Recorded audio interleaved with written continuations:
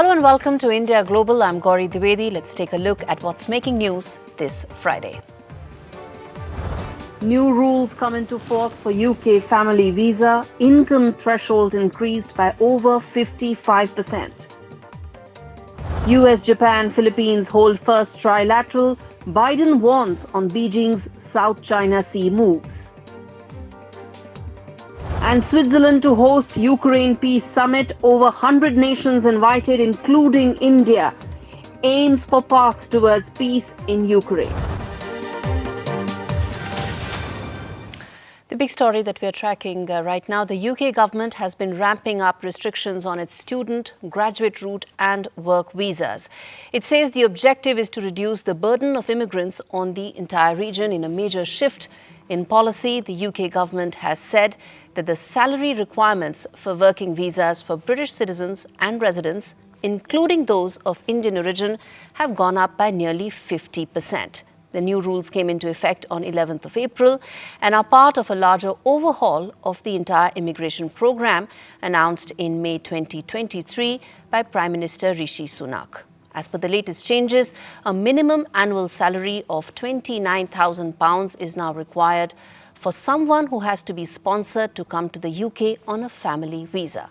This follows restrictions introduced on student visa program earlier. Given that Indians top the list of non-EU nationalities, we get into Indian voices to understand just how significant these changes are, how much will this impact Indians looking to study and work in the UK going forward. We have with us Varish Pratap, President of the Cambridge Students' Union, joining us to tell us more in detail just how significant these changes are and how much will they impact Indians wishing to work and study in the UK going forward. Varish, thank you so much for taking out the time and joining us to discuss this in greater detail. First up, your first thoughts on the changes that have come in place. Help us understand just how significant these new rules are going to be. Thank you for having me. So, it's a significant change that we have moved from about 26,200 to 38,000. It's a huge, and students are across the UK. I have been in touch with students representative from many other universities, and students are really very much worried about it. And we do have many Indians in the UK university. It tops the list. So the Indian students are also very much concerned about these changes. Some of this was anticipated given that the immigration overhaul was announced by the Prime Minister last year. Some of it has already been announced in the last couple of weeks. Is there a sense and a concern that more could be in the pipeline? Maybe this is still unfinished agenda and the rules could probably get more stringent going forward?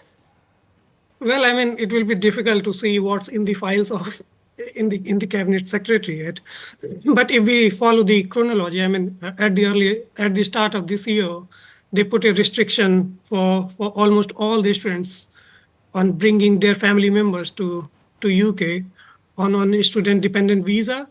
So currently, no other than any student on postgraduate research program or on a PhD program can bring their family members. And very recently, just announced very recently, they have increased the upper cap, the threshold cap, the lower cap on the income levels, yes. Income levels as well. And very recently they introduced they set up a task force to expedite the findings on the graduate visa as well.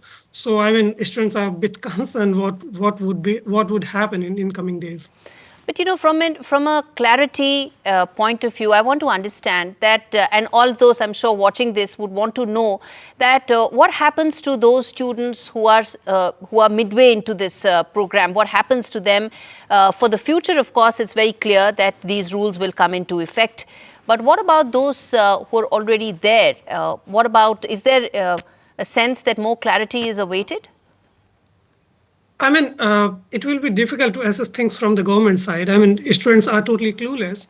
And in the UK, I mean, we do have a different recruitment cycle in comparison to India, where companies will visit your campus and they will award you a job. In UK, you will be required to apply for those jobs earlier the academic year. That means you have to be done with your application by the end of December or later by January. So if you are hearing such things in April, I mean, it becomes very difficult for students to navigate the situation.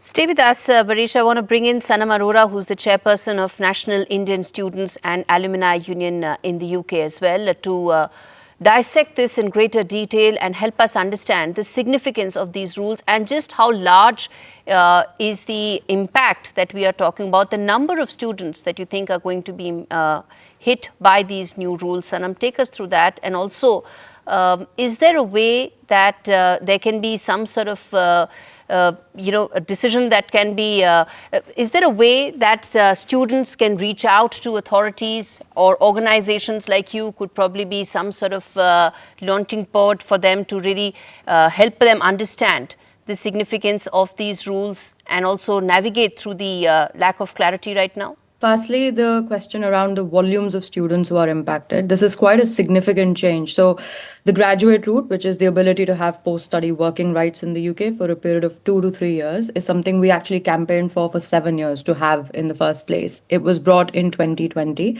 Speaking just of Indian students, it led to a rise of from about 22,000 students at that point in time to about 140,000 plus was the last recorded intake. And what we've already seen, and we know for a fact that 70 to 75% of Indian students say that this is a single most important factor in their decision to choose between a UK or an Australia or a Canada or any other destination, the ability to be able to work post studies. So the magnitude of impact will be quite large on any number of students who are thinking about where they go abroad.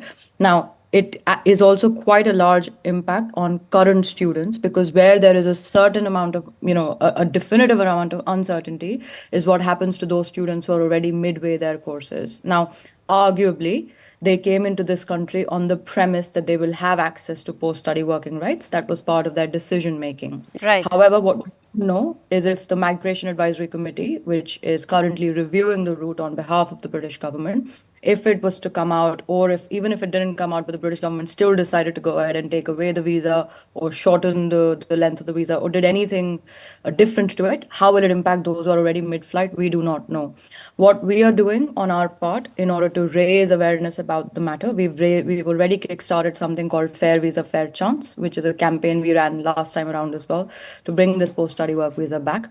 And we have been giving evidence to the Migration Advisory Committee to help them understand and feed into their official review. I've already given 2 rounds of evidence to the committee. What we're trying to help them understand is that the rhetoric in the UK that, the right wing typically tends to throw up, where they consider students as immigrants, and their concerns, for example, on things like students taking up or graduates taking up not meaningful employment, going into social care roles or healthcare roles. Are these really graduate level roles, etc.?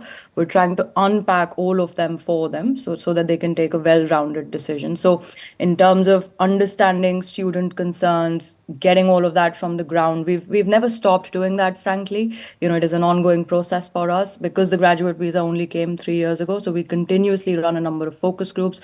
I've just run one last week as well, giving the evidence. And that evidence is already being provided into the government on behalf of all the Indian students in the UK by NSAO, because it impacts not just our current students, but any further students who want to come in the future as well. I will also just say, just the sheer fact that the graduate route is under review and the other changes of dependents and skilled worker visas, etc., has already led to a 40% fall in enrollments from India for the January intake that has just gone. So the numbers are large. Very significant, that is. Very significant, a 40% drop in enrollment figures. And as you mentioned, Sanam, there's been a 7-fold rise in Indian students coming to UK in the last couple of years. So remains to be seen how this is going to impact enrollment numbers going forward.